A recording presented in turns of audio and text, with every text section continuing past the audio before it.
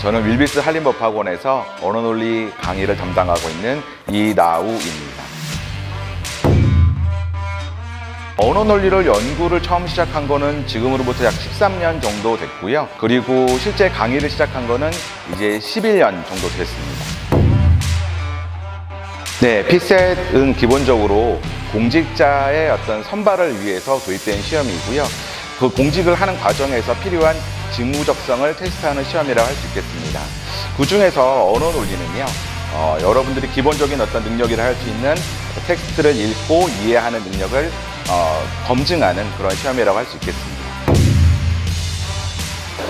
근데 단순하게 만약 암기하는 시험이었다면 시험을 준비하는 기간이라는 게 정말 중요한 변수라고 할 수 있겠습니다.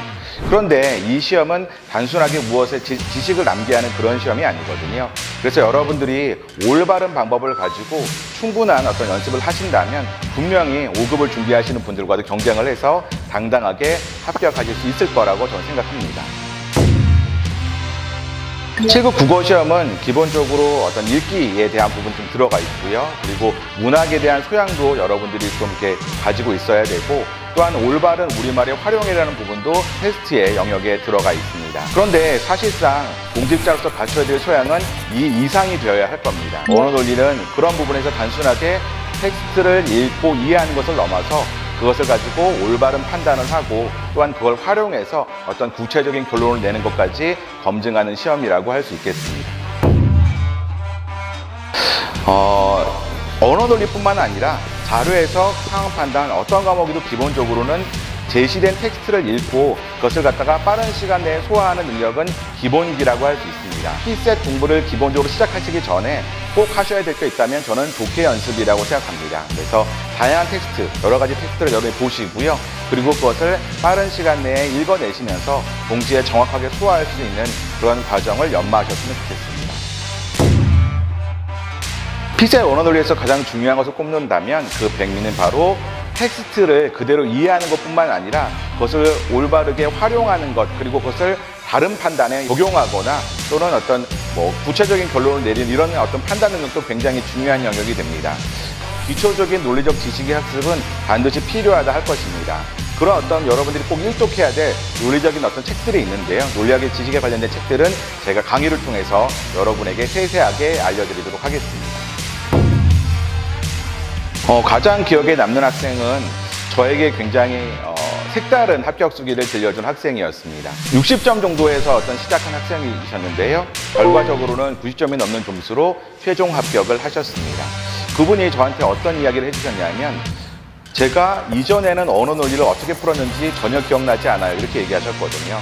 그만큼 그 방법 자체가 완전히 바뀌고 관점 자체도 완전히 바뀌었다라는 것을 의미를 하는 거겠죠. 그래서 여러분에게 제가 말씀드릴 수 있는 것은, 저는 제가 강의를 할 때 여러분에게 분명히 다른 관점, 다른 방법을 보여드릴 겁니다. 저는 단순하게 기출문제를 풀이하는 강의를 지향하지 않습니다.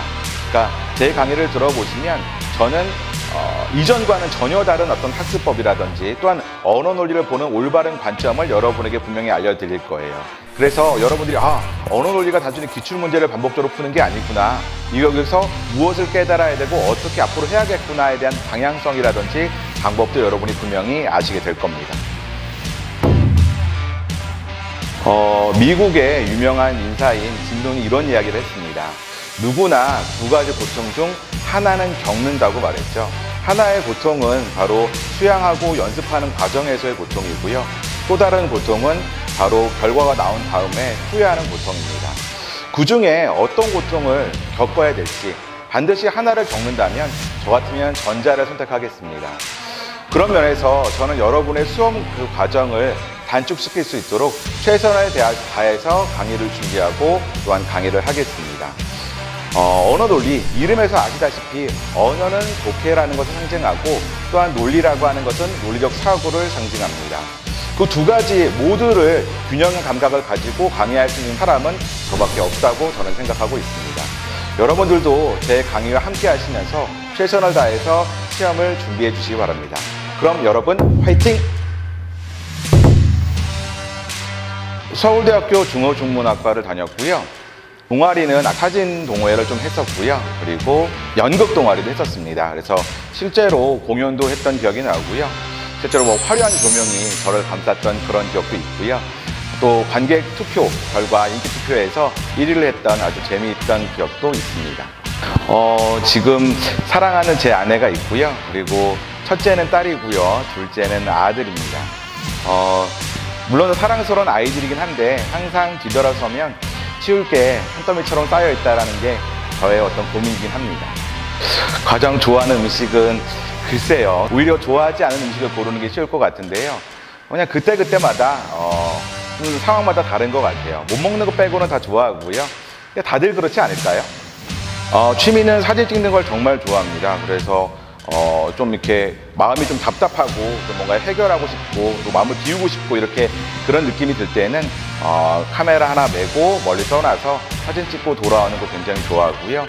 또 음악 듣는 것도 굉장히 좋아합니다. 그래서 중학교 때부터 음반을 모으기 시작했는데요. 이제는 방 한쪽 벽면을 가득 채우는 정도가 되었네요. 발 사이즈는 275인데요. 항상 이제 저의 몸을 지탱해 주느라 힘든 발에게 미안한 마음 뿐입니다. 네. 저 MBTI는 INFP입니다. 열정적인 중재자라는 부제가 붙어 있고요. 긍정적인 상황을 만들기 위해서 노력하는 진정한 이상주의자 이렇게 설명이 되어 있더라고요. 실제로 좀 INFP에 해당되는 어떤 그런 사람들을 찾아보니까요.